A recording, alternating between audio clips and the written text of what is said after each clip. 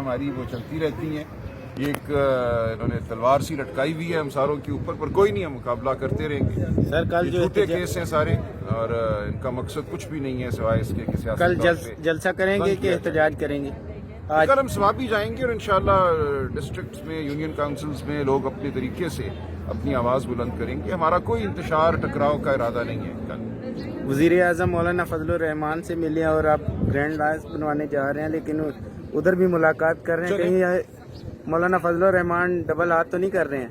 हम देखेंगे, हमें उम्मीद है, हमें बल्कि बहुत कभी गुमान है कि वो अवाम के साथ खड़े होंगे। अवाम की आवाज़ बिल्कुल वाज़ेह है। अवाम जमहूरियत के साथ खड़ी है। अवाम इस फस्तायत ज़दा निज़ाम के खिलाफ खड़ी है।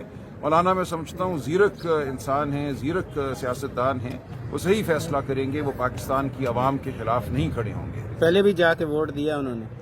ठीक है, ये उनकी सियासत है। हमने उससे इस पे बात की है। हम तब भी हमने मुखालफत की थी 26वीं आईनी तरमीम की, आज भी हम मुखालफत करते हैं।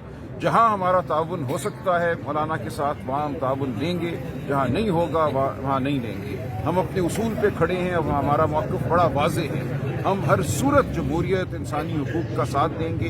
हर हमला जो अदलिया पर होगा हम उसकी मुखालफत करेंगे। जो जहाँ तक हमारा साथ दे सके वो दे, जो नहीं दे सकता हम खुद आगे बढ़ेंगे। बहुत शुक्रिया सर।